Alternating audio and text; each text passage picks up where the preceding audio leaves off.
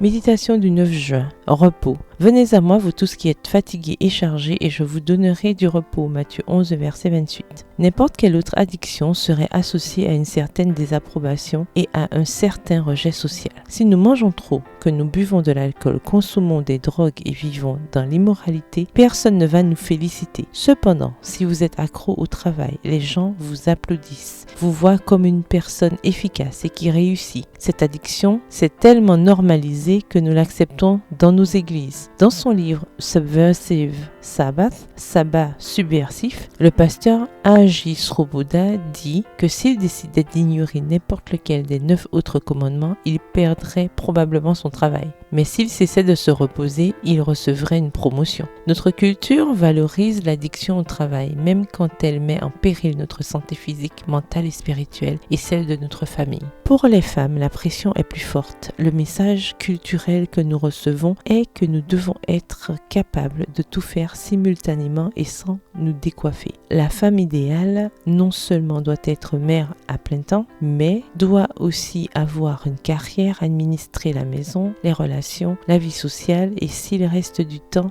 se divertir. À moins de pouvoir atteindre le standard mythique de Martha Stewart, les femmes se sentent en échec. Comme c'est un idéal impossible à atteindre, nous nous remplissons de culpabilité pour tout. Rester à la maison, avoir une carrière professionnelle, mettre les enfants à la garderie ou ne pas gagner assez d'argent. Et quand nous nous sentons coupables, que faisons-nous? Travailler plus pour expier le péché de ne pas être toute puissante. C'est un cercle vicieux. Nous, les accros au travail, nous aimons croire que c'est la faute des autres. Un chef exigeant, les enfants qui ne dorment pas ou l'école qui insiste pour organiser des réunions de parents. La vérité est que, même si la société exerce une pression, l'addiction au travail est essentiellement un problème psychologique. Les accros au travail ne se sentent pas à la hauteur au-delà de leurs accomplissements et se donnent constamment des objectifs plus élevés et plus impossibles à atteindre, écrit Brian Robinson dans Chained to the Desk, enchaîné au bureau. Nous avons la capacité de freiner, mais nous choisissons de ne pas le faire parce que cela affecte notre sens de l'identité. Dieu nous appelle à abandonner nos feuilles de vigne. Cela exposera notre nudité émotionnelle, mais nous donnera